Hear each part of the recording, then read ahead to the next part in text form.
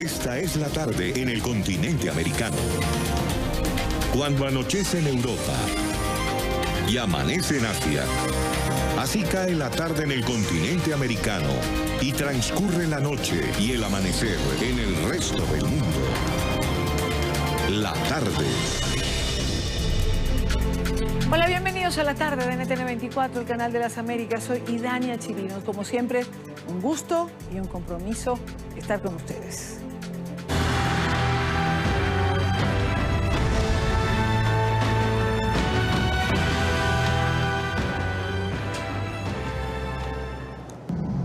Comenzamos con este video. Es el ojo del huracán Florence, el fenómeno natural que mantiene en alerta extrema el sureste de los Estados Unidos. Las imágenes fueron grabadas por un avión de la Administración Nacional Oceánica y Atmosférica. El huracán de categoría 4 gana fuerza a medida que se acerca a las costas de los Estados Unidos con fuertes vientos y lluvias.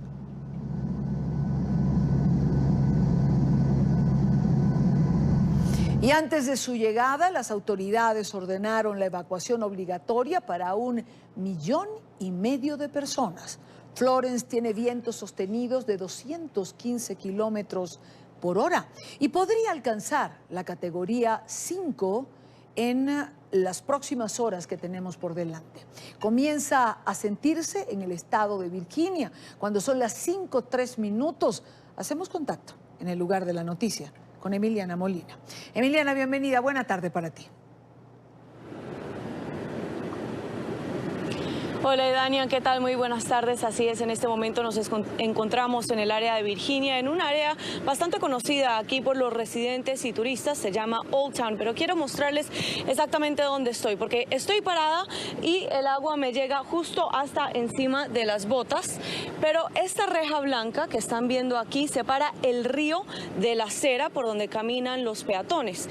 Esta área ha sido azotada por algunas fuertes lluvias que hemos visto durante el transcurso de esta semana, que no necesariamente están relacionadas con el huracán, pero sí bien muestran exactamente el impacto que podría tener donde este huracán categoría 4 Florence llegue a tocar tierra aquí en el área de Virginia. Por otro lado, hay varios estados que ya han declarado estado de emergencia, entre estos precisamente Virginia, también las Carolinas, el Distrito de Columbia y Maryland. Esta mañana la alcaldesa del Distrito de Columbia, Muriel Bowser, anunció por medio de Twitter que había firmado precisamente declarando estado de emergencia para prepararse posiblemente para la llegada de este huracán y así lograr que las autoridades puedan responder más rápido a cualquier tipo de tragedia o inundaciones que se lleven a cabo en la zona de la capital de Estados Unidos.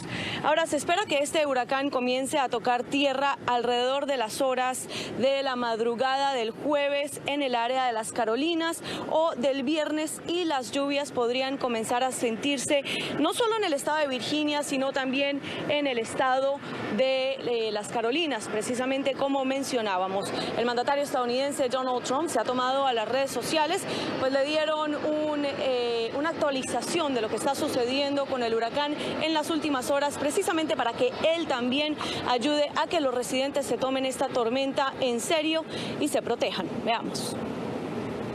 La seguridad del pueblo estadounidense es la más alta prioridad que hayamos tenido. Estamos totalmente preparados, estamos listos, más listos que lo que nadie ha estado jamás. Me parece a mí y a toda la gente talentosa que trabaja en esto, que esta va a ser una de las tormentas más difíciles que hayamos afrontado y que hayamos visto tal vez en décadas. Las cosas pueden cambiar, pero lo dudamos, o dudamos que cambie ahora.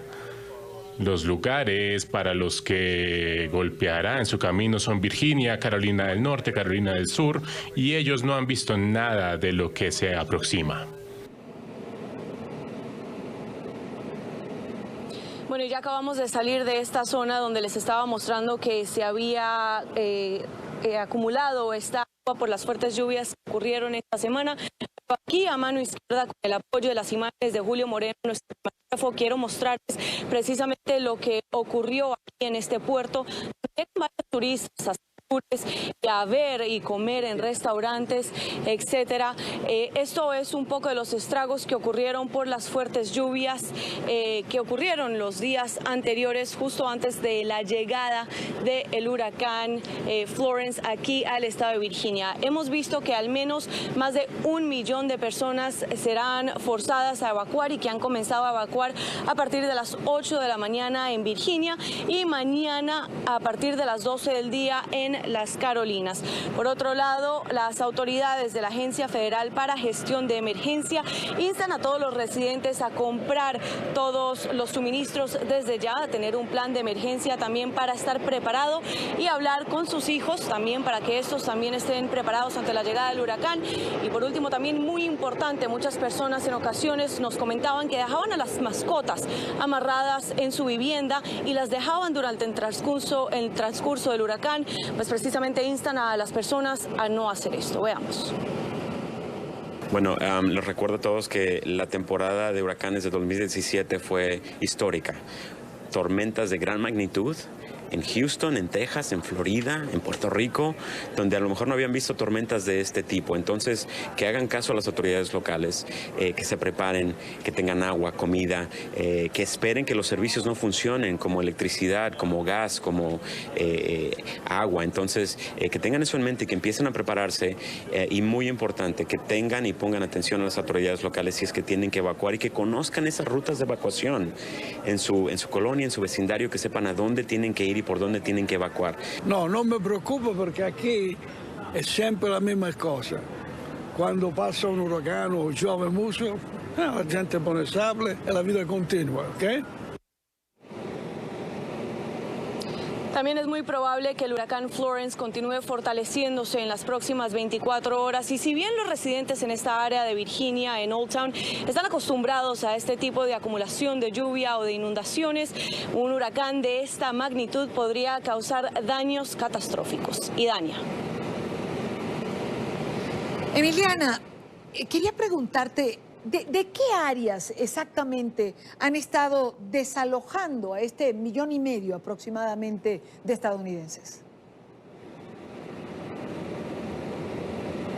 Y Dania, son aproximadamente 8 condados en el área de Carolina del Sur, al menos 26 condados en las Carolinas en total han cerrado escuelas, también oficinas estatales y de ahí más que todo vienen más de 1 millón de personas. Sin embargo, también hay alertas en algunas áreas de Virginia como en Norfolk y Virginia Beach, que son aproximadamente a unas 2 horas de acá o más o menos 2 horas de la Casa Blanca, para ponerlo en perspectiva. Y Dania. Normalmente cuando ocurren estas evacuaciones, se sugiere de alguna manera distanciarse de la zona. ¿Hacia qué lugar han tomado estas personas? ¿Tienes idea qué rutas decidieron llevar para alejarse de lo que puede ser el efecto de Florence? Y Dania, normalmente las personas intentan recurrir a otros familiares en diferentes estados, de pronto un poco más hacia el norte o hacia el oeste de Estados Unidos. Sin embargo, es importante mencionar que en ocasiones hay personas que aseguran o se sienten cómodos pasando por el transcurso de huracanes y no evacúan y no hacen caso a estas órdenes. Pues es importante que para esas personas que decidan no evacuar en las áreas que ya tienen esta orden de evacuación, que sepan que si tienen alguna emergencia y llamen al 911, bien, estos operadores van a atender el teléfono, pero en muchas ocasiones no van a poder atender la llamada de emergencia y no van a poder lograr llegar a la vivienda donde esté esta persona precisamente haciendo la llamada de emergencia, ya sea por las condiciones o por el paso del huracán. Así que por eso es importante que las autoridades continúen reiterando que aquellas personas que están en zonas como en Virginia Beach o en Norfolk, que tienen esta orden de evacuación, que en verdad la tomen en serio. Así es, bueno, tú misma transmitías o le dabas paso a las declaraciones del propio presidente Donald Trump. También he visto otras autoridades haciendo este llamado, como señalas, de que se tomen en serio la advertencia, de que se tomen en serio esta orden de evacuación y que no jueguen con su vida, porque estamos hablando de un huracán que puede alcanzar la categoría 5 en las próximas horas. Emiliana, gracias por estar con nosotros. Buena tarde para ti. Gracias a ti, Dania. Y en alerta también están los estados de Carolina del Sur, lo decía la propia Emiliana hace unos minutos, también Carolina del Norte. Paola Serna, en la Florida, está en el Centro Nacional de Huracanes y nos trae las previsiones meteorológicas. Paola, buena tarde para ti, adelante. Hola, ¿qué tal? Muy buenas tardes. Pues bien, Florence continúa esta avanzada a través del Océano Atlántico, se mantiene todavía con la trayectoria oeste-noroeste. Hay 4 estados, las Carolinas, Virginia y Maryland, que ya han declarado el estado de emergencia. Más de 1,5 millones de personas han sido obligadas a evacuar las zonas de riesgo y están a la espera de que comiencen a sentirse tan pronto como mañana los vientos de tormenta tropical y posteriormente los vientos de huracán. Se esperan también fuertes lluvias durante la llegada de Florence a las costas estadounidenses. Aquí un poco de lo que será el pronóstico de este potente huracán. El problema más grande en estos momentos es que a medida que el sistema entra a la costa, lo que se está preveyendo es que el sistema desacelere significativamente. Y de hecho, si ustedes ven aquí, a medida que el sistema se va moviendo, la distancia entre los puntos es más corta. Eso quiere decir que el sistema está desacelerando. Y entre este punto y este punto son 48 horas. Eso son 2 días. Así que usted imagínese un sistema que entra a tierra y literalmente se parquea, se estaciona o desacelera significativamente como Harvey hizo el año pasado en el estado de Texas. Ese es el problema aquí más grande. Es decir, que esto es un sistema que trae para esta región todos los impactos significativos que un huracán es capaz de infligir, como vientos devastadores, especialmente justo cerca donde el sistema entra a tierra, marejada ciclónica que puede ser devastadora a lo largo de la costa, y a medida que el sistema progresa a tierra adentro, los impactos de las lluvias, ¿no? Inundaciones asociadas con ríos saliéndose de sus cauces, inundaciones repentinas. Estamos hablando aquí de impactos potenciales que pueden ser devastadores cuando usted combina todos esos factores y peligros, ¿no?, asociados con este huracán. El pronóstico de lluvia de la agencia, ustedes pueden ver que estamos hablando de cantidades de lluvia de 10 a 20 pulgadas. Y es bien posible que a nivel local, se vean cantidades mucho más altas que esto. Así es que cuando nosotros enseñamos estas gráficas, no queremos que la gente se enfoque en cantidades específicas. Estamos hablando aquí de cantidades de lluvia que ya no se están midiendo en pulgadas, se están midiendo en pies, ¿no? Y en estos momentos, dependiendo exactamente de dónde el sistema entre y lo que haga una vez entre tierra, especialmente desacelerar o permanecer por más de 2 días en esta región, pues estamos hablando que a nivel local las cantidades de lluvia pueden ser devastadoras. Así es que eso es una preocupación bien inmensa en estos momentos.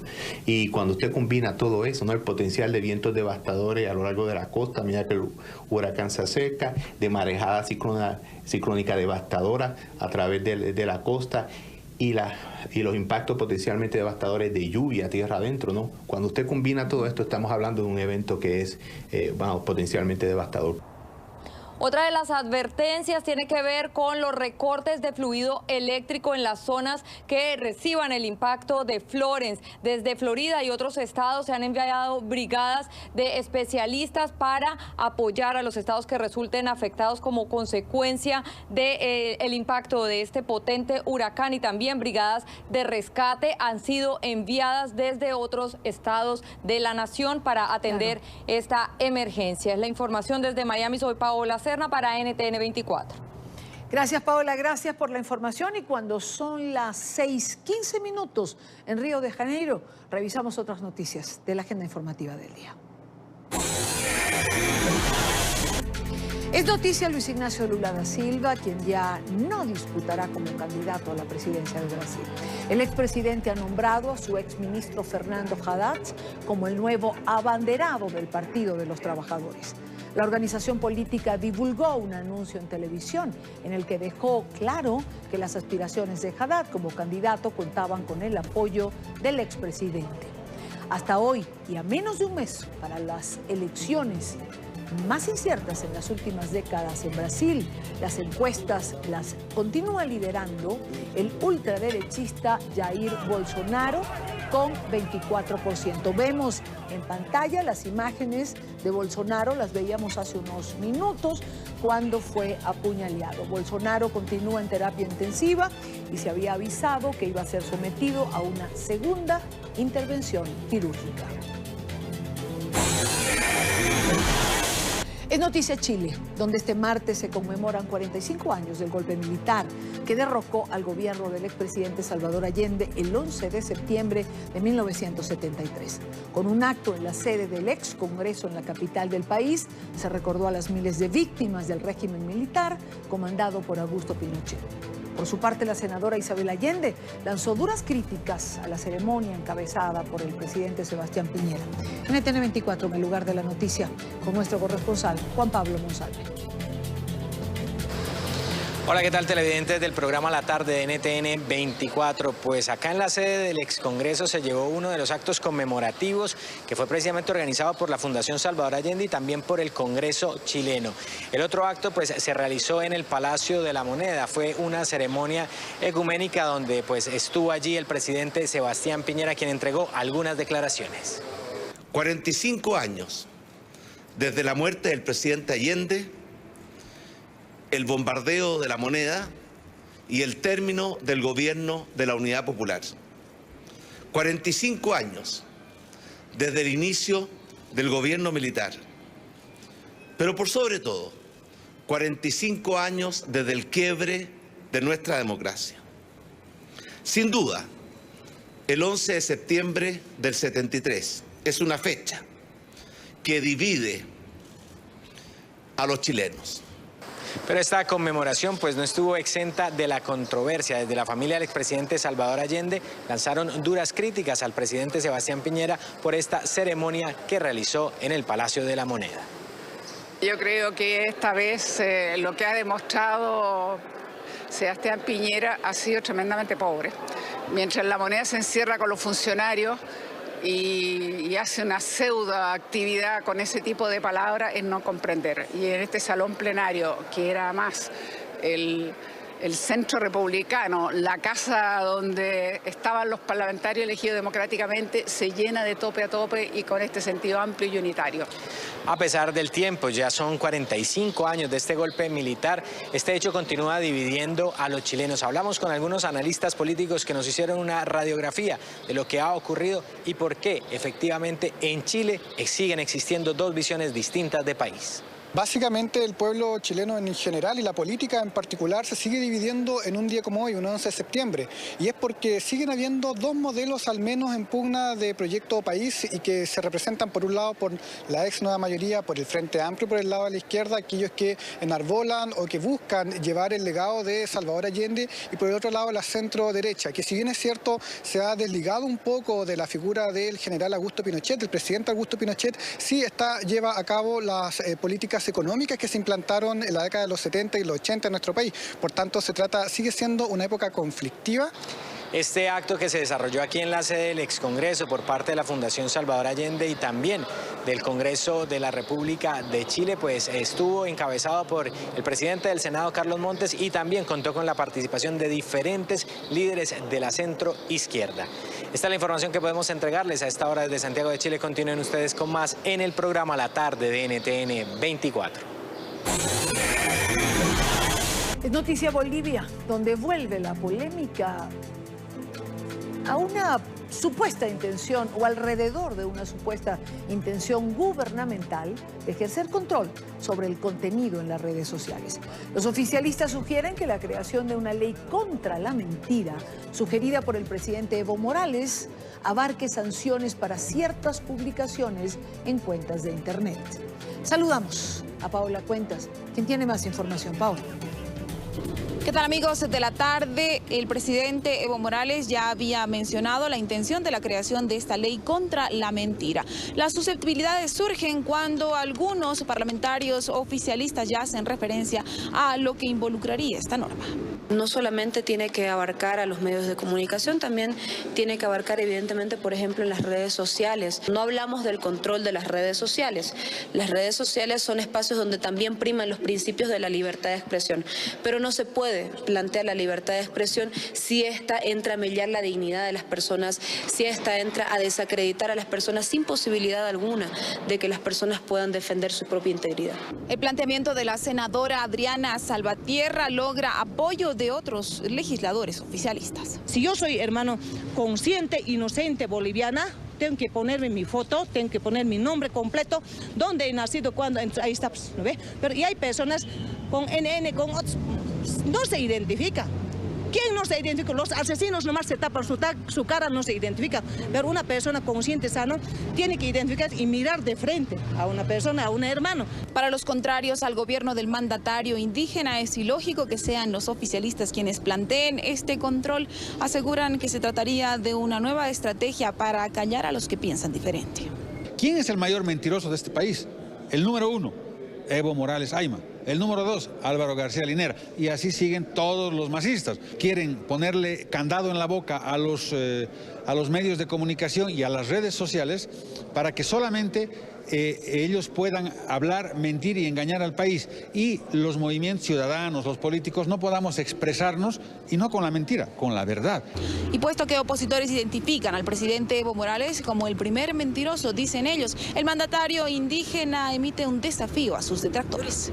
Si alguien dice Evo miente, es el primer mentiroso, entonces la derecha que aprueba es una ley de mentiras para castigar al Evo. Estoy aquí, que me castigue, no tengo ningún miedo.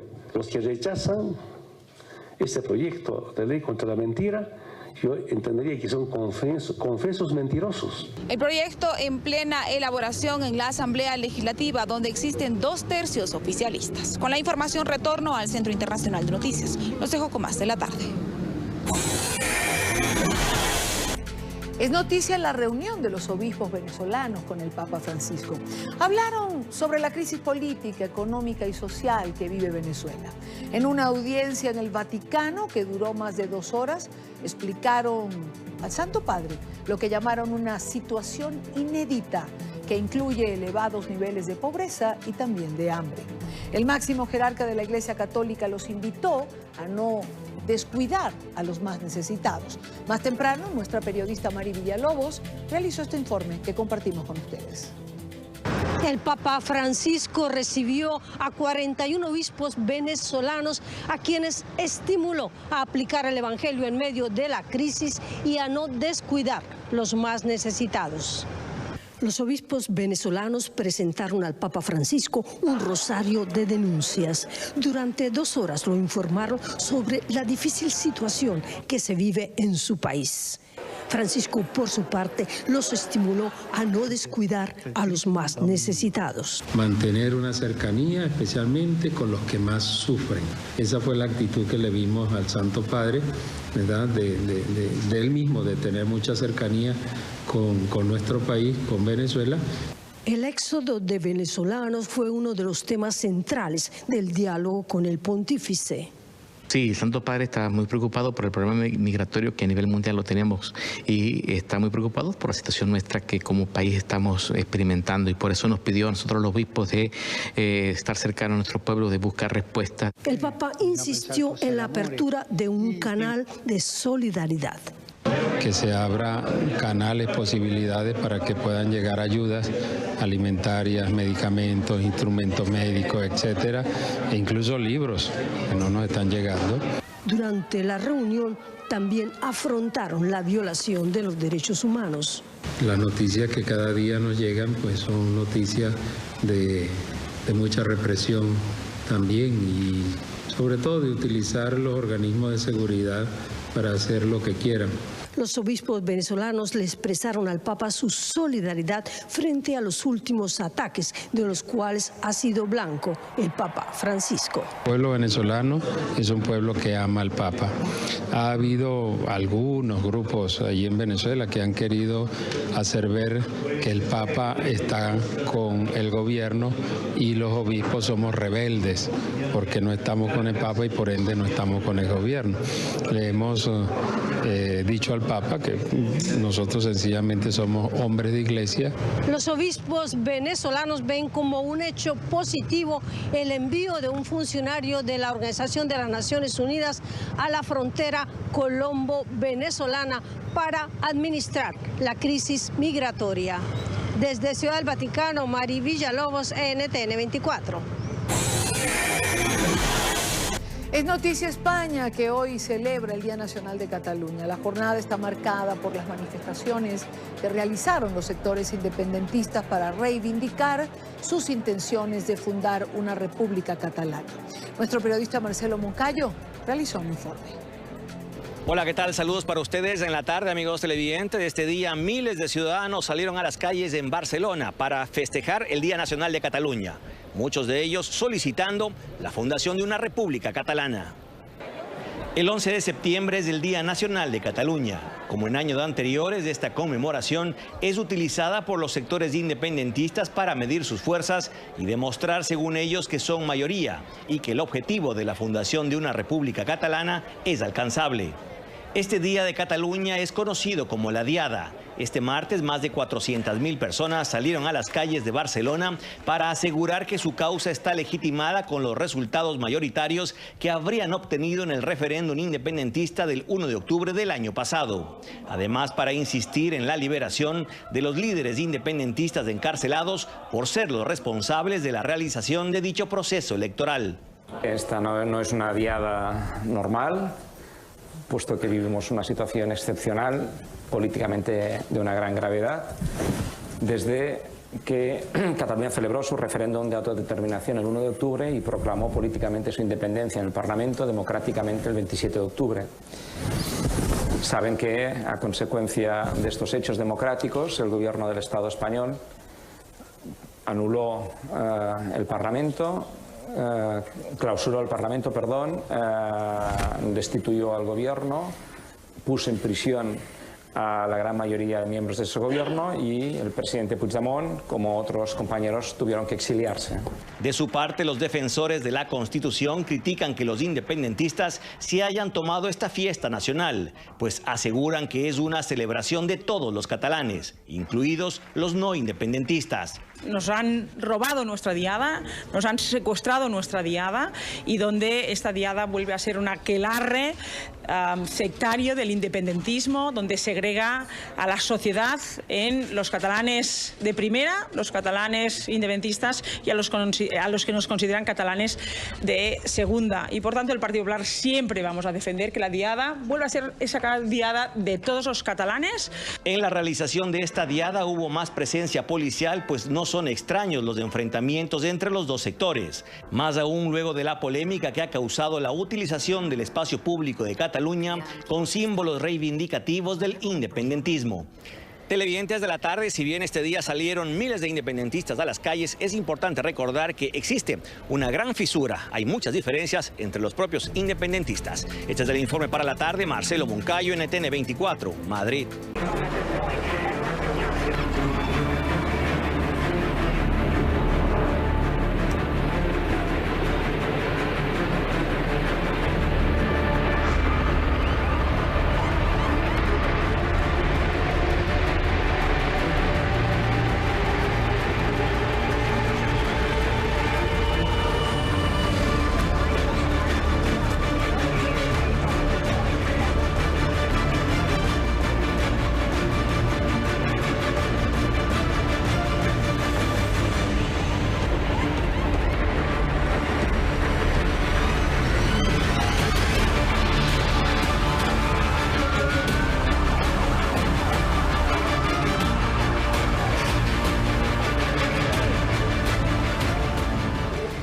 De septiembre del 2001 caen las Torres Gemelas, una imagen que aún 17 años después de ese día, de ese atentado, no hemos podido borrar de la memoria. Recordemos qué ocurría ese 11 de septiembre, recordemos la cronología. 4 aviones con 220 pasajeros, de los cuales 15 eran niños, fueron secuestrados por los terroristas. 3 aeronaves tenían como destino el estado de California.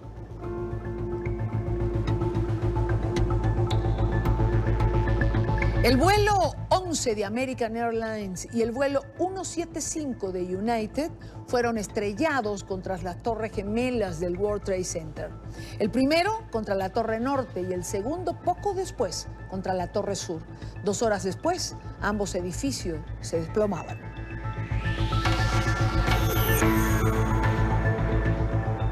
El tercer avión pertenecía al vuelo 77 de American. Fue empleado para ser impactado contra una de las fachadas del Pentágono en Virginia, concretamente en la fachada oeste. El cuarto de los aviones, el vuelo 93 de United, tenía como objetivo impactar contra el Capitolio en Washington. Sin embargo, los pasajeros, al enterarse de los otros ataques, forcejearon con los terroristas y la aeronave se desplomó en un campo cercano a Shanksville, en Pensilvania. Hoy los Estados Unidos han recordado una vez más a las casi 3.000 víctimas mortales de este atentado, el más grave de la historia reciente. El presidente Donald Trump y la primera dama Melania Trump asistieron a la conmemoración en el monumento conmemorativo cerca de Pensilvania. Y el vicepresidente Mike Pence presidió la ceremonia en el Pentágono, junto al secretario de Defensa James Mattis. NTN 24 en el lugar de la noticia. Allí estuvo Gustavo Alegret, nuestro director periodístico en los Estados Unidos. Gustavo. Hola, muy buenas tardes. Desde el Pentágono, aquí es donde el vicepresidente ha presidido la ceremonia para recordar a los caídos, pero el presidente se ha desplazado a Shanksville, a Pensilvania. Allí, recordando a esos 44 muertos que estaban como parte de la tripulación de ese avión que fue estrellado antes de alcanzar su objetivo, un objetivo que se desconoce, podría ser la Casa Blanca, el Capitolio o Camp David. Los muertos en ese campo, en esa zona rural, han sido recordados por el presidente y la primera dama con un mensaje claro: Estados Unidos no olvida. Con todo mi amor. Esas palabras hacen eco en este campo.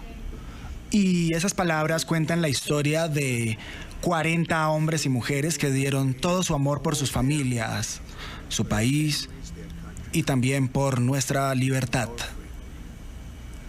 A Dorothy y a cada familia aquí hoy, Estados Unidos nunca olvidará lo que sus seres queridos hicieron por todos nosotros. El futuro de Estados Unidos no está escrito por nuestros enemigos. El futuro de Estados Unidos está escrito por nuestros héroes. El homenaje presidido por el presidente y la primera dama se realizaba en Pensilvania, muy cerca de aquí, de la capital de Washington.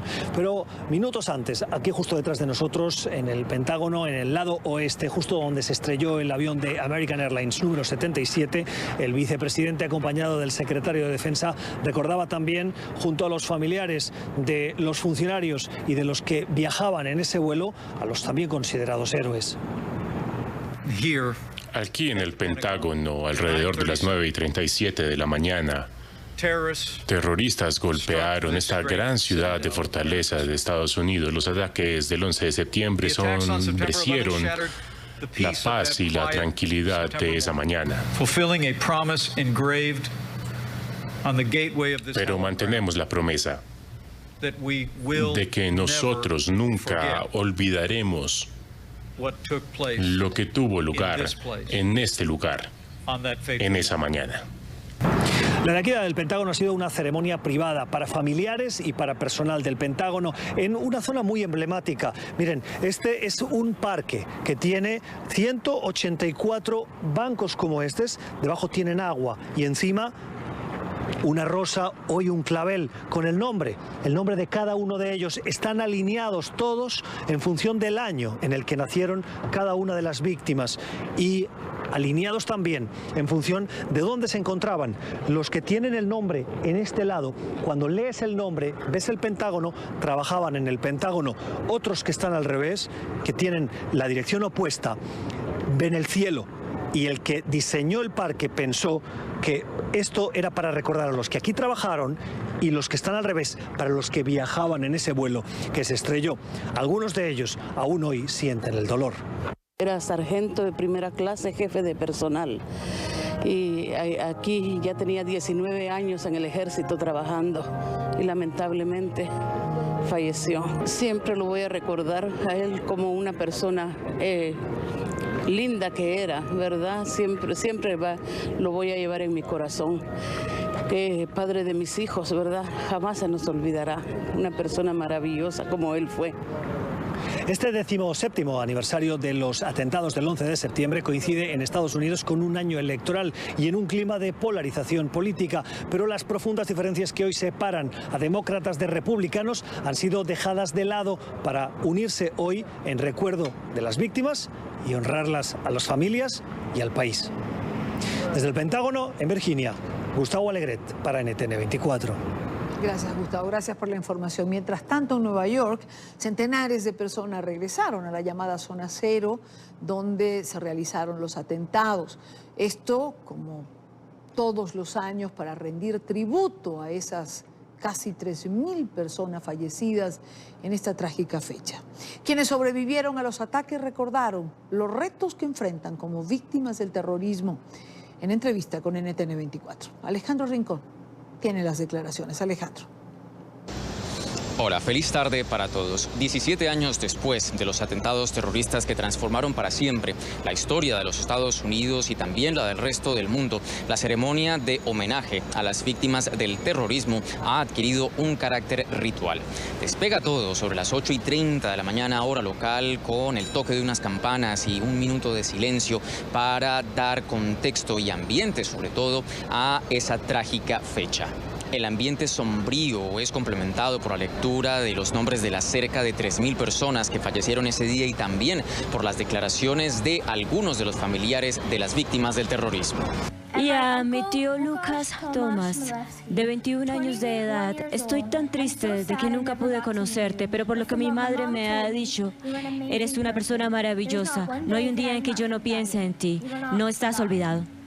Una grave denuncia marca también esta jornada de celebración de la vida de las víctimas del terrorismo y tiene que ver con los retos a nivel de salud que enfrentan las personas sobrevivientes a estos ataques.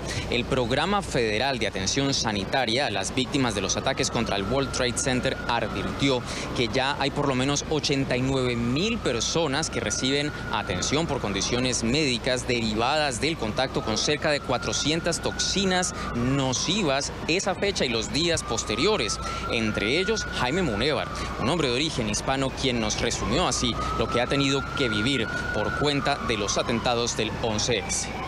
No puedo correr mucho, me asfixio, sufro de asma, sufro de apnea, sufro de estrés postraumático, de depresión, de reflujo gástrico. El solo hecho de pisar la zona cero, para mí vienen los recuerdos de mis amigos, de ese vivir a diario en la mañana, ¿sí? De cuando nos encontrábamos, cuando nos despedíamos. O sea, para mí, en este momento, estoy extrañando a mis amigos. Al caer la tarde de este martes y durante toda la noche y hasta la madrugada del miércoles va a tener lugar otro importante homenaje en la ciudad de Nueva York. 2 enormes haces de luz iluminarán todo el cielo de Manhattan para recordar la posición donde permanecían las Torres Gemelas. Es todo lo que tenemos para ustedes por ahora. Continúen con más en la tarde. Gracias, Alejandro. Gracias por la información. Quiero saludar en esta parte del programa a Steven Donahue, director de McClarty Asociados, ex asesor de seguridad en la Casa Blanca. Steven, como siempre, bienvenido. Buena tarde para ti. Buenas tardes, Idania. Steven, 17 años después, ¿qué falló?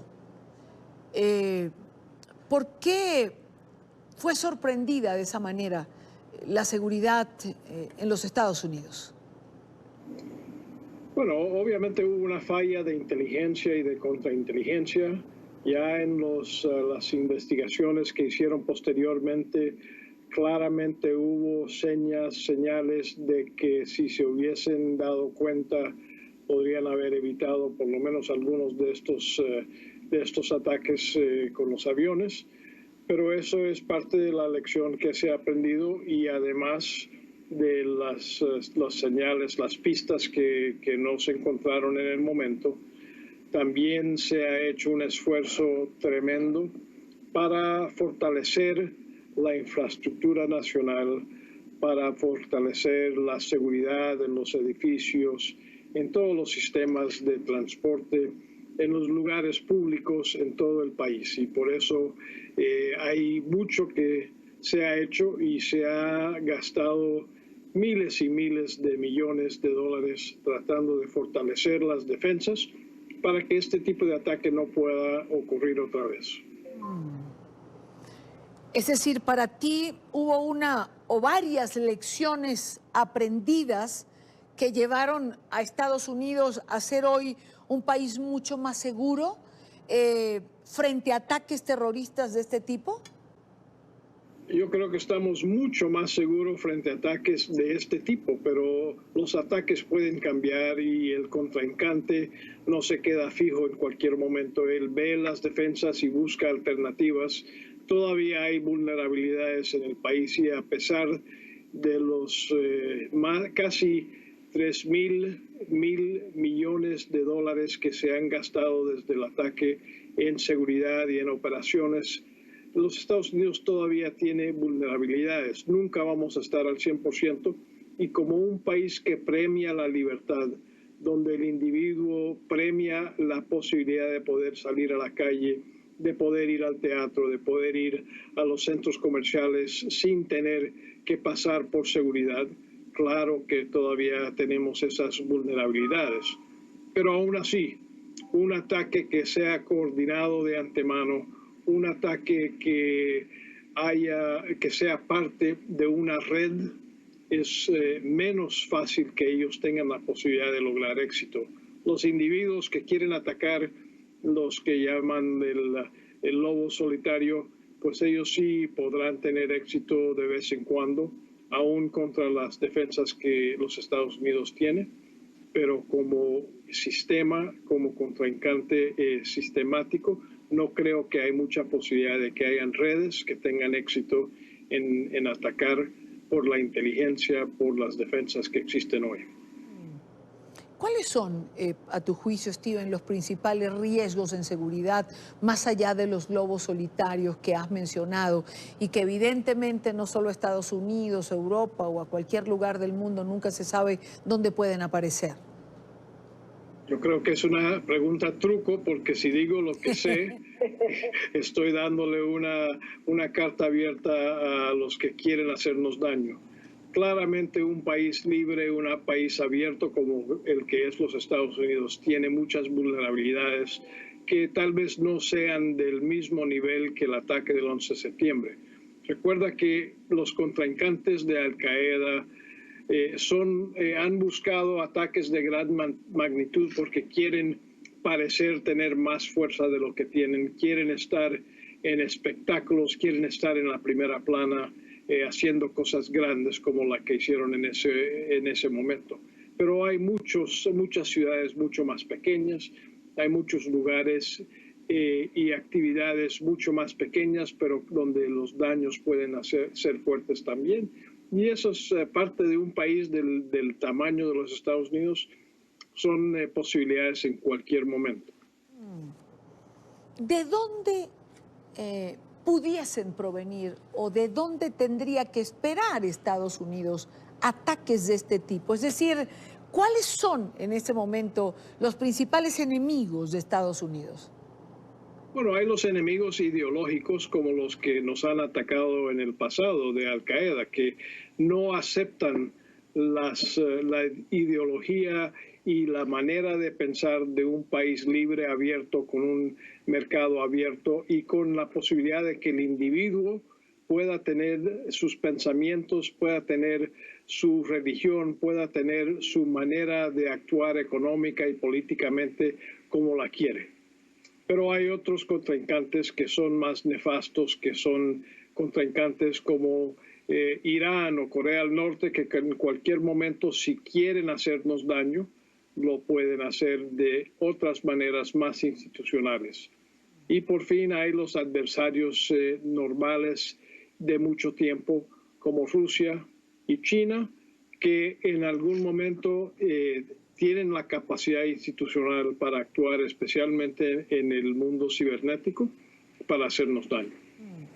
Y una última pregunta, porque no quiero despedirte sin tener un comentario tuyo en relación a lo que está ocurriendo con este último libro que se ha publicado de Bob Woodward, del periodista, uno de los periodistas que investigó el caso Watergate, que terminó con la renuncia del presidente Nixon. Es decir, él es reconocido como un periodista serio, un gran investigador, de fuentes absolutamente creíbles, y aunque la Casa Blanca ya ha dicho que hay historias inventadas, me gustaría tener un comentario tuyo en relación a esto.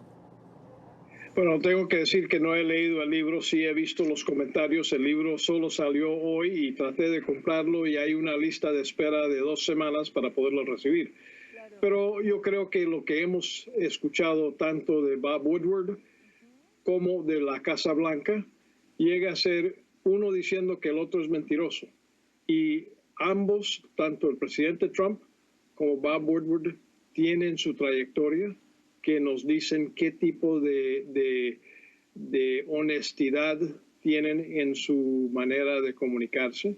Y yo creo que eso debe de servir como el patrón de cómo medir la veracidad de lo que el señor Woodward, quien ha recibido 2 Pulitzer, los premios más grandes de los Estados Unidos para el periodismo, cómo medir la veracidad de lo que él ha reportado con las fuentes que ha citado, las múltiples horas y horas, creo que son más de 150 horas de entrevistas con miembros de la Casa Blanca y otros que tienen relatos personales de lo que han visto.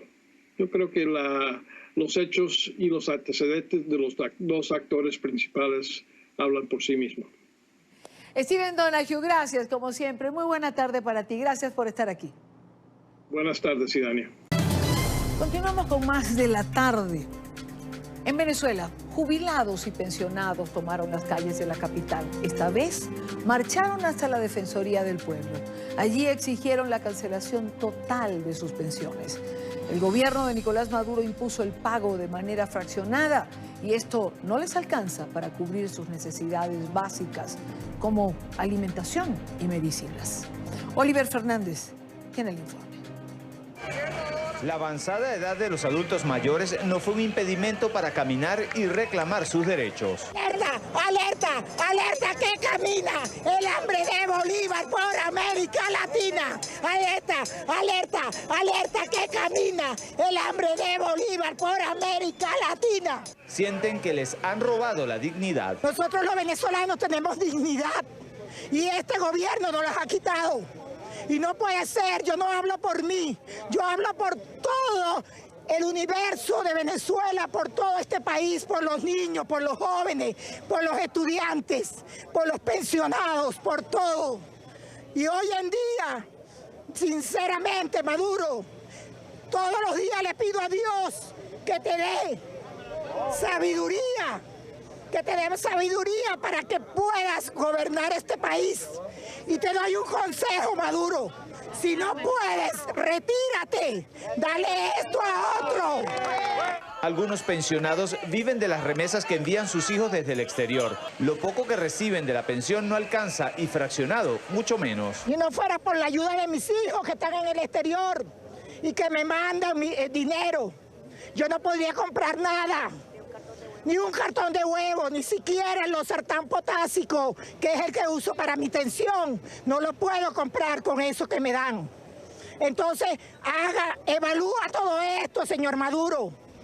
Usted es el presidente de los venezolanos. Arregle esto porque ya estamos cansados ya. Hasta 5 horas en largas filas para cobrar $1,50 equivalentes a 90 bolívares soberanos. Para los ancianos esto representa una humillación. Lo peor que me ha tocado vivir con él es que las piernas ya a uno no les da, porque no son 2 horas ni 3 horas, son a veces hasta 5 y 6 horas de cola. Y eso va en detrimento del organismo de todos los adultos mayores. Tenemos adultos mayores que lo tenemos que llevar en silla de ruedas y sin embargo, para que le abran las puertas de los bancos, cuesta. Hasta los pensionados revolucionarios tomaron las calles, denuncian a quienes distribuyen las cajas de alimentación CLAP de robarse los alimentos. A mí me consta que algunas camaradas del ministerio están pasando hambre y tienen que morir cabelladas, comiendo espagueti pelado casi todas las semanas. Y lentejas, estamos hartos de lentejas y no llega ni siquiera a los 4 kilos de caraota en el CLAP. Y los atunes, los 8 atunes se los roban. Los 14 espagueti, pasta corta, 7 pasta corta se las cogen los consejos comunales. Los adultos mayores fueron recibidos por una comisión de la Defensoría del Pueblo, quienes prometieron dar respuesta en los próximos días. Es la información que manejamos desde Caracas y con ella los invitamos a que continúen con más de la tarde. Gracias, Oliver, gracias por la información. En el plano internacional se comenta el día de hoy lo que fue esa sesión del Consejo de Seguridad de la Organización de las Naciones Unidas. Esa sesión que fue convocada por Estados Unidos y también por Francia. Allí estuvo el embajador Diego Arria, quien fuera el representante de Venezuela hace unos años ante el Consejo de Seguridad y quien es nuestro invitado en esta parte del programa. Embajador, bienvenido. Buena tarde para usted. Muchas gracias, Dani. Un día después, ¿cuál es el balance que hacemos de esto que ocurría el día de ayer? Usted estuvo allí y un día después, ¿cuál es la perspectiva? Yo te diría que hay que hacer un medio balance porque los hechos diplomáticos, políticos en la cúpula política del mundo como es el Consejo de Seguridad, ayer bajo esa modalidad que me honra teniendo mi nombre, que se llama la Fórmula Arria, no es posible hacer un balance solamente con lo que sucedió ayer, sino las consecuencias y los próximos pasos que eso puede tener dentro de la comunidad internacional. Yo diría que el balance es muy positivo para los que buscamos el rescate de la libertad por dos razones fundamentales. Primero, que fue la presidencia del Consejo de Seguridad, representado por la embajadora Nikki Haley, la que convocó junto con Francia esta reunión. Son dos grandes países. Al mismo tiempo, los invitados de Francia y de Estados Unidos fue la representante de Transparencia Internacional en Venezuela, Freitas, y el subsecretario del Tesoro, Marshall Billows. Yo diría que el balance fue muy positivo porque profundiza el conocimiento de la tragedia venezolana, ya no solo Dania, a los miembros del Consejo de Seguridad, sino a otros países que pueden asistir bajo esta modalidad y que de hecho lo hicieron ayer. Yo entré pidiéndole un balance directo, embajador, y no hablamos de la fórmula Arria, esa fórmula que lleva su nombre y que implica oír otras voces más allá de los representantes de cada gobierno. Pero dejemos que sea usted quien nos hable de la fórmula Arria. Bueno, sí, un poquito más tal vez porque el Consejo de Seguridad, desde que se creó en el año 45, estaba cerrado a los 15 miembros del Consejo, los 5 permanentes y los 10 que se rotan. En esta modalidad que me honra teniendo mi nombre, que yo empecé en el año 92, se permite que vengan representantes de otros gobiernos, de otras delegaciones que no forman parte del Consejo de Seguridad u organismos de la sociedad civil. Así, por ejemplo, yo traje a Mandela cuando no era presidente, a Arafat, la Cruz Roja, Amnistía Internacional. La semana pasada, Dania, los ingleses, americanos y franceses trataron de llevar el tema de Idlib en Siria, que es hoy en día tal vez el principal problema que trae la atención del mundo, y Rusia y China lo vetaron. Entonces tuvieron que hacer una reunión bajo la fórmula Arria en la tarde para realmente discutir el punto. Exactamente lo que sucedió ayer en el caso de Venezuela. Lo vetaron Rusia y China, pero esta modalidad que yo promoví no puede ser vetada. Ahora que usted menciona a Rusia y a China, ¿qué hacer con estas dos grandes potencias? Es decir, ¿no habrá un pronunciamiento del Consejo de Seguridad, embajador, mientras estos dos países se opongan, mientras estos dos países sean permisivos de la manera en que lo son, con la violación de derechos humanos en Venezuela? Bueno, Rusia y China han vuelto a las Naciones Unidas a la época de la Guerra Fría, donde el Consejo de Seguridad se vetaban unos a otros. Los Estados Unidos vetaban a Rusia, a la Unión Soviética, Bueno, estamos volviendo hacia atrás en la historia. China y Rusia se han convertido en los principales obstáculos para que se discutan tragedias como la de Idlib de Siria, o tragedias como la de Venezuela, o la tragedia emergente de Nicaragua, que también la prohibieron la semana pasada. ¿Qué hacer con ello? El Consejo de Seguridad está maniatado. Entonces, ¿eso a qué obliga a determinados grupos de países? Cuando esto ha sucedido, entonces se crean lo que se llama las alianzas de los que tienen like-minded, los que tienen una orientación o un compromiso similar, y actúan. Ese fue el caso en Irak, ese fue el caso en Kosovo, y pudiera ser el caso en Venezuela, en Nicaragua y en otros países donde el Consejo de Seguridad, que está amarrado por estos dos países, no puede actuar.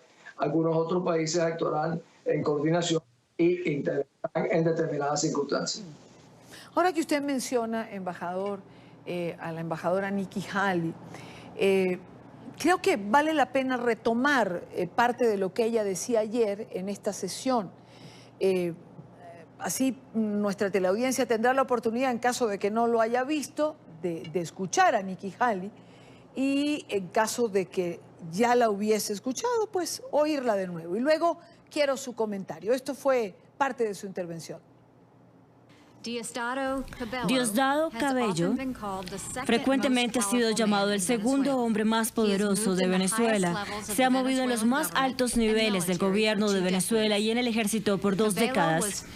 Cabello fue recientemente el primer vicepresidente del Partido Unido Socialista de Venezuela, el partido de Maduro.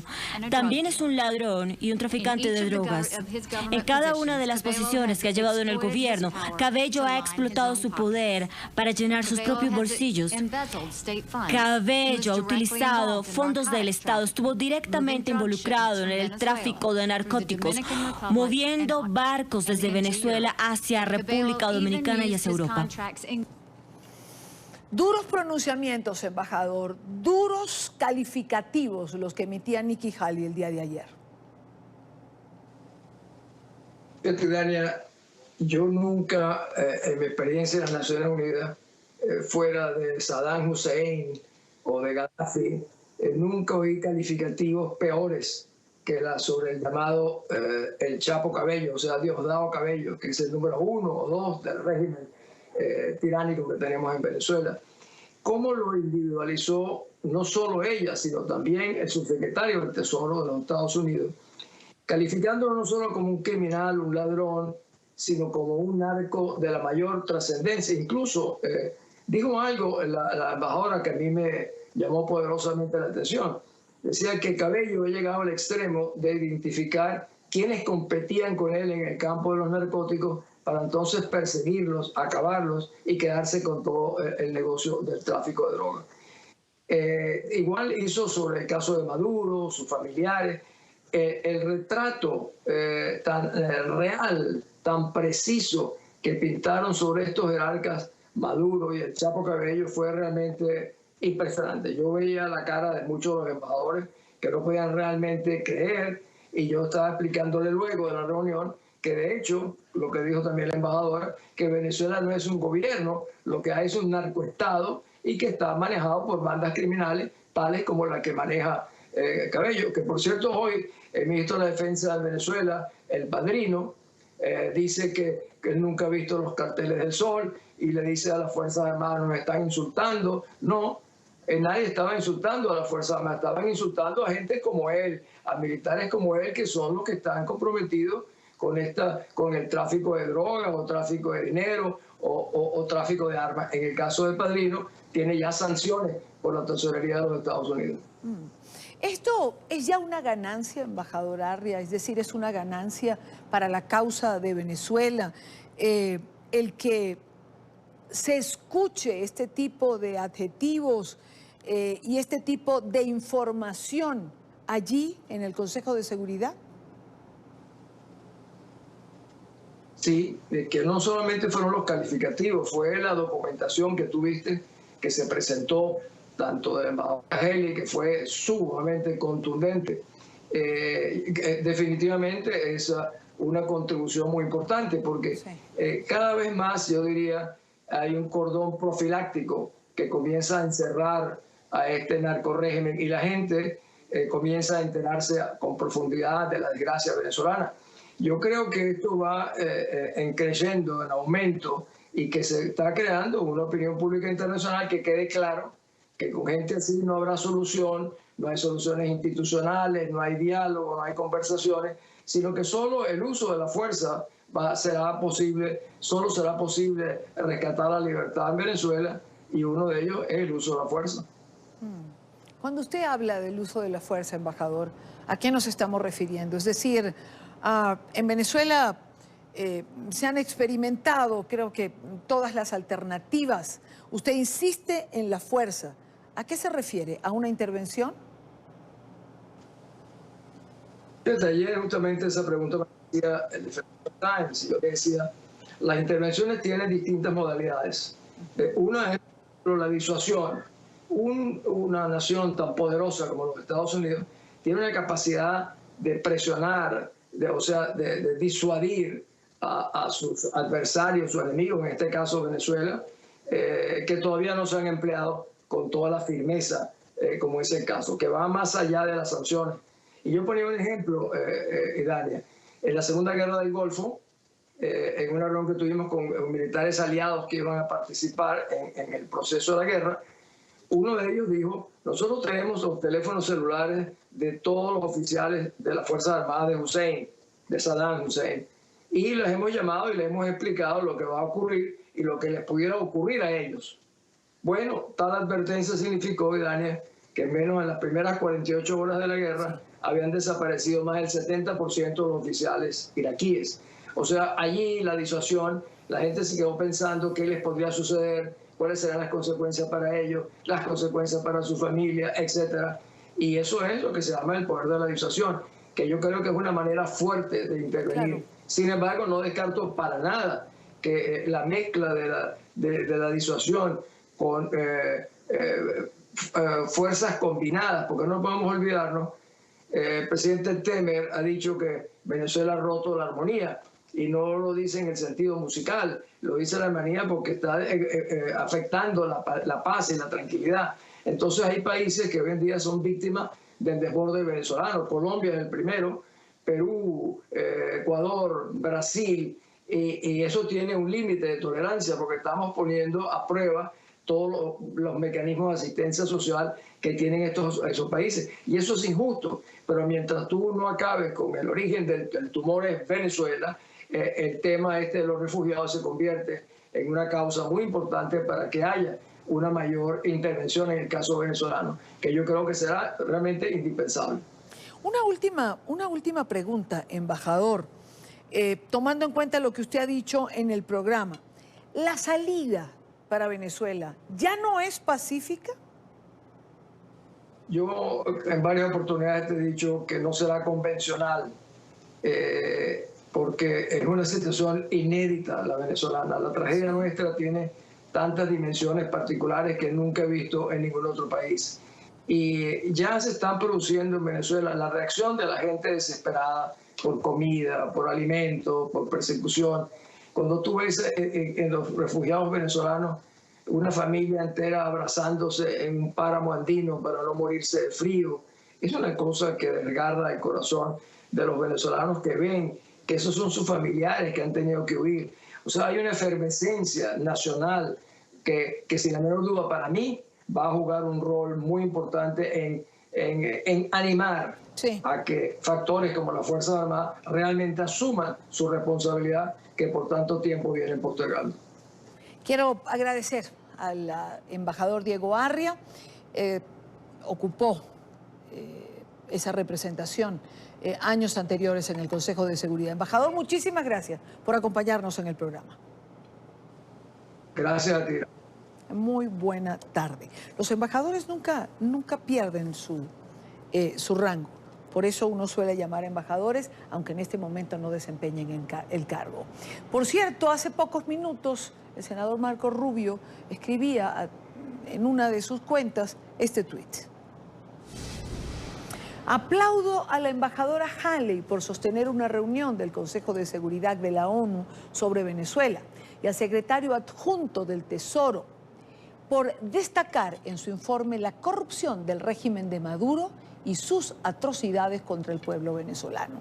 Es uno de 4 tweets en su cuenta, usted puede seguir el hilo. Son las 6:23 minutos en la costa este.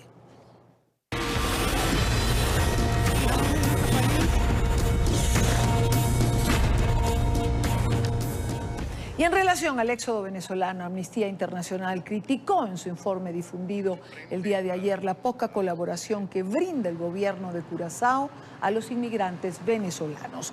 Para profundizar en el informe, para saber exactamente qué es lo que allí se trata y qué se está solicitando, vamos a conversar en esta parte del programa con una representante de Amnistía Internacional, Carolina Jiménez, directora adjunta de investigación para las Américas.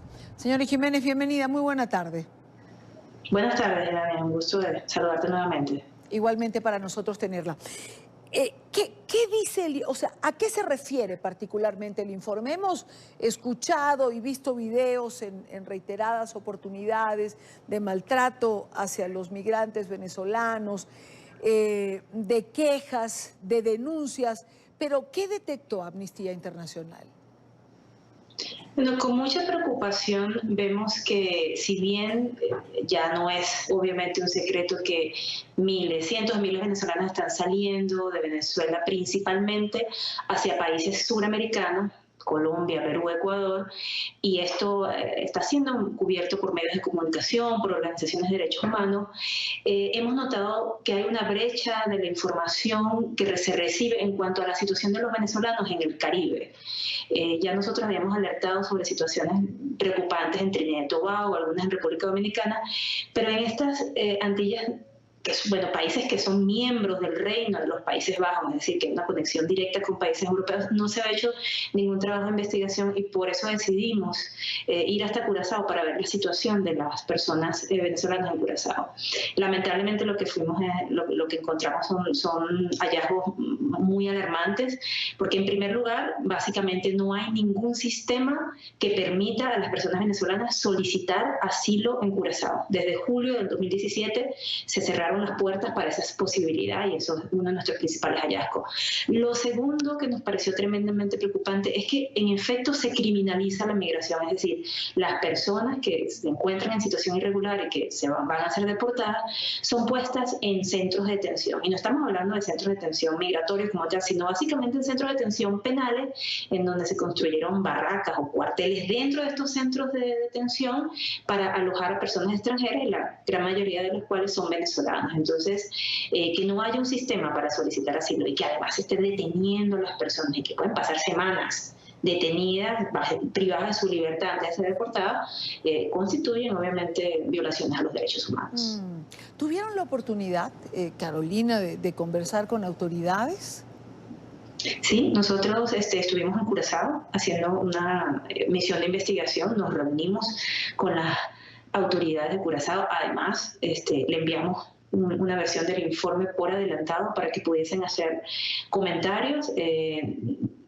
Creo que Curazao comprende que al ser un país pequeño tiene grandes desafíos en esta materia, pero lamentablemente no vimos la apertura. Hoy justamente el ministro de Justicia respondió al informe rechazando algunas de nuestras conclusiones. Nuestra posición es que una investigación muy seria basada además en el análisis de casos. Trabajamos con personas venezolanas que estaban en Curazao, algunas que estaban en centros ya adentro del centro de detención, pero también tuvimos la oportunidad de hablar con personas deportadas, y lo que recogimos en todos sus testimonios es que efectivamente muchos habían sido víctimas de tratos crueles, inhumanos y degradantes. Hay casos de separación familiar y en efecto fue un proceso tremendamente difícil en el que vieron sus derechos fundamentales, lamentablemente, insisto, violados por el gobierno de Curazao.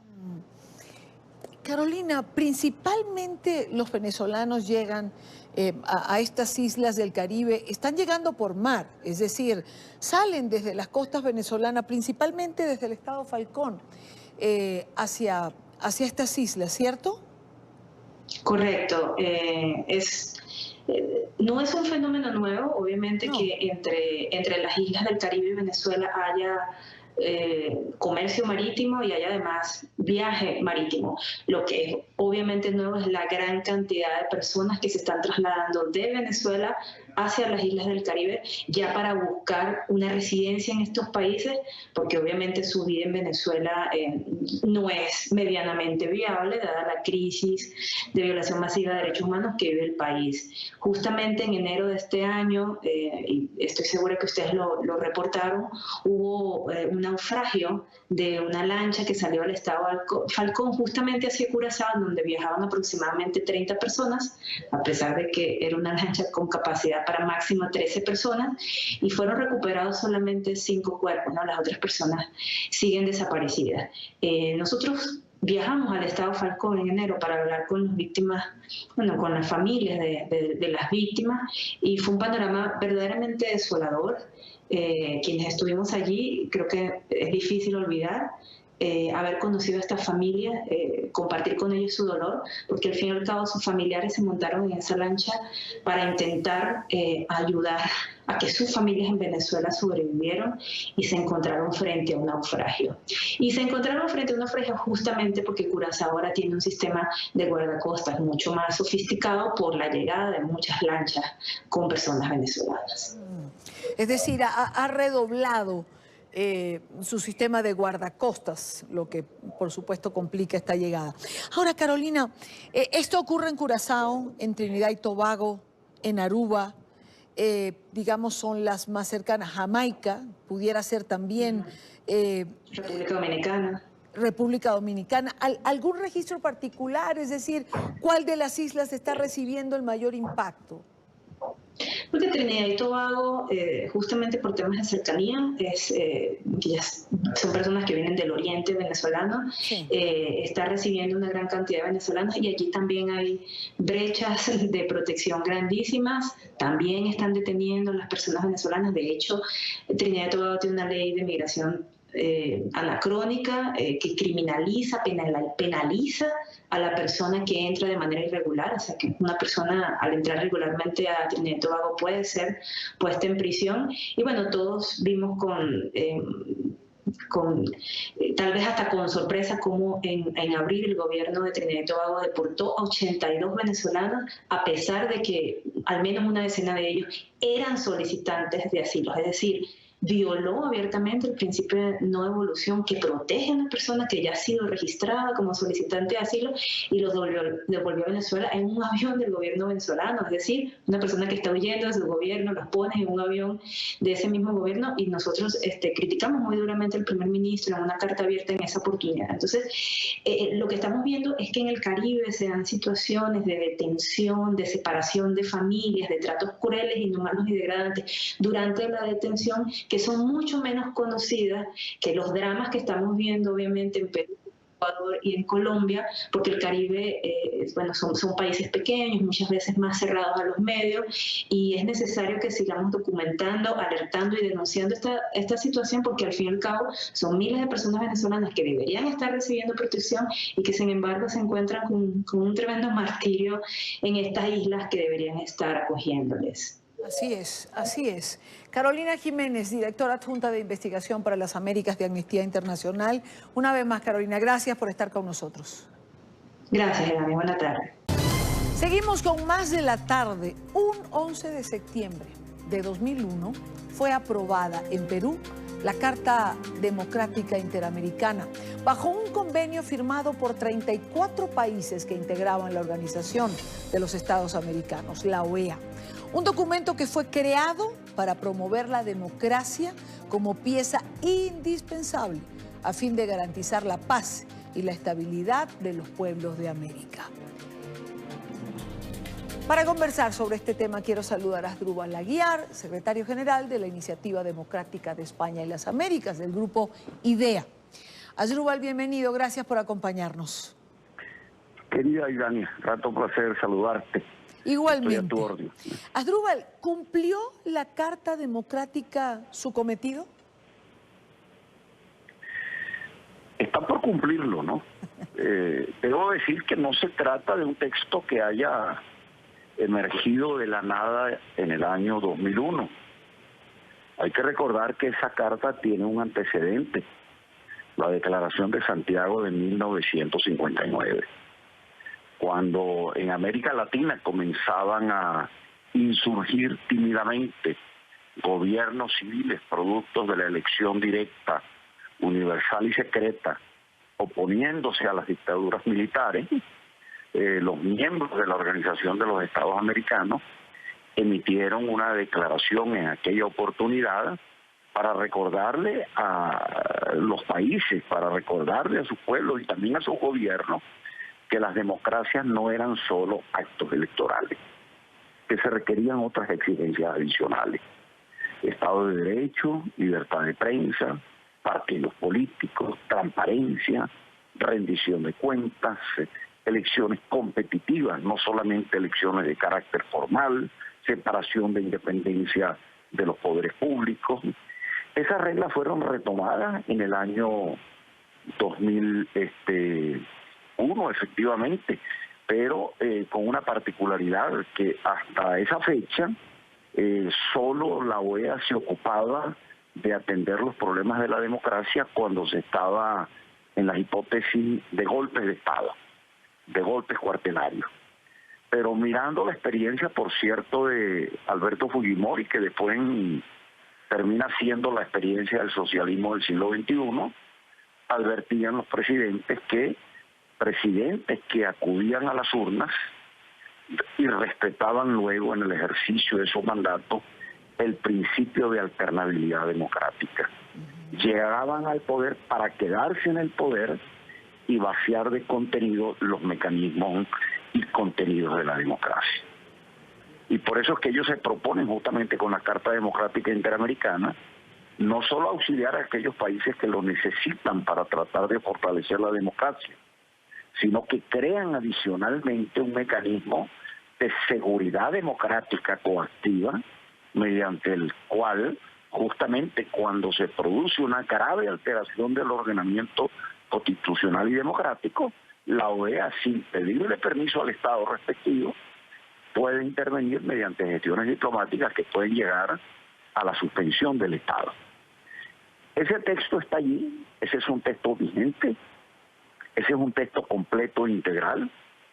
Por ahí algunos comentaristas han dicho que bueno, que no tiene fuerza vinculante porque es una resolución de la OEA. No, es una resolución adoptada por unanimidad, es una resolución que interpreta tanto a la Carta de la OEA como a la Convención Americana de Derechos Humanos. Vale decir, tiene carácter vinculante como interpretación auténtica.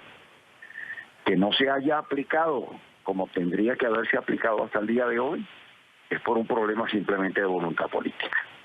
Lamentablemente la OEA está integrada no por los pueblos, sino por los gobiernos, a pesar de que la Carta Democrática Interamericana dice claramente que la democracia es un derecho de los pueblos que los gobiernos tienen el deber de garantizar. Ahora, Asdrúbal, entiendo que se usó la Carta Democrática en Honduras cuando se atentó contra Mel Zelaya, contra el presidente Zelaya. Se usó en el caso de Hugo Chávez Frías también, el 11 de abril de 2002. Lo extraño es que la carta ha sido invocada por quienes, afectados desde la línea del socialismo del siglo XXI, corren en emergencia ante la OEA cuando ven tambalear sus propios regímenes, corren ante la Comisión Interamericana de Derechos Humanos a pedir protección de sus derechos, como lo hace la señora Cristina Kirchner, pero en el interreño han sido estos actores justamente quienes hasta el día de hoy han impedido que en el resto de los casos que no los afecta a ellos pueda ser aplicada no solo la Carta Democrática Interamericana, sino las normas de la Convención Americana de Derechos Humanos, que tiene por objeto justamente proteger los derechos y las garantías que le pertenecen a todas las personas. Y precisamente donde algunas personas, algunos analistas o comentaristas, dudan de su efectividad, sirve en unos casos y en otros no.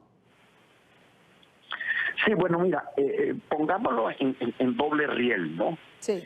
Debo decir que la Corte Interamericana de Derechos Humanos ha decidido varios casos en ejercicio de sus potestades jurídicas y jurisdiccionales, entre ellos en casos, por cierto, del Ecuador, en donde la condenatoria de los estados ha tenido lugar con fundamento en normas de la Convención Americana de Derechos Humanos relacionadas con la Carta Democrática Interamericana. Incluso hay dos textos míos, permíteme que los mencione, uno el Derecho a la Democracia del año 2008 y otro el Digesto de la Democracia del año 2014, en donde se hace un acopio de más de 600 enseñanzas emanadas de la Corte Interamericana de Derechos Humanos que le dan carácter vinculante a los dos estándares de la democracia que predica la Carta Democrática Interamericana. Ahora, el problema se ha presentado justamente cuando el órgano político del sistema, vale decir, la Organización de los Estados Americanos, en sede del Consejo Permanente o en el caso en la Asamblea General de Cancilleres, ha entrado algún tema relacionado con la Carta Democrática Interamericana y los gobiernos obviamente no les gusta examinarse a ellos mismos de manera directa. Yo creo que tarde o temprano vamos a tener que llegar a un punto en donde el carácter vinculante de la Carta Democrática Interamericana abra camino para que sean órganos independientes, en este caso como la Comisión Interamericana de Derechos Humanos y la Corte Interamericana de Derechos Humanos, que hagan la aplicación de la misma en los supuestos en que se considere vulnerada. Lamentablemente la OEA, frente a una democracia que es considerada ahora derecho humano de los pueblos, ya no se trata de una forma de organización del poder. Este cambio cualitativo tiene lugar justamente a partir del año del 11 de septiembre, cuando se aprueba la Carta. Va a tener que dejar atrás el modelo totalmente incongruente de la organización de los propios gobiernos, quienes se autoexaminan ellos a la luz de un catecismo que no están dispuestos a cumplirlo. Esta ha sido la realidad, repito, se ha aplicado paradójicamente en los casos en que quienes han hecho ruido han sido los gobiernos de extrema izquierda que han atentado contra la democracia. Pero cuando los pueblos han reclamado la vulneración de las instituciones democráticas por parte de autócratas procedentes del socialismo del siglo XXI, allí se han producido alineaciones que, por cierto, han cambiado recientemente, porque debo decir que la OEA, bajo la dirección de Luis Almagro, que por ello ha sido objeto de crítica por parte de algunos gobiernos, ha restablecido su fortaleza a la luz de la Carta Democrática, que la apagó, por cierto, la enterró deliberadamente como precio para su ascenso a la Secretaría General, José Miguel Insulza. Fue realmente una época muy lamentable, no así la de César Gaviria, que por cierto la utilizó para abrir el proceso de negociaciones que tuvo lugar en Caracas como consecuencia del quiebre institucional que se diera ante el gobierno de Hugo Chávez Frías. El proceso de negociación del referendo revocatorio estuvo fundamentado en las normas de la Carta Democrática Interamericana. Asdrúbal, como siempre, 1.000.000 de gracias. Bueno recorrer la historia y ver la vigencia y la importancia de la Carta Democrática Interamericana. Buena tarde para ti. Gracias. Asdrúbal Aguiar. Hasta luego. Llegamos al final de la tarde de hoy. Gracias por habernos acompañado. En pantalla les dejo nuestras cuentas de Twitter, siempre con información en tiempo real. Las entrevistas del programa en nuestra página web ntn24.com. Gracias por estar aquí. Mañana a la misma hora debatimos, analizamos, revisamos la agenda informativa del día. Buena tarde.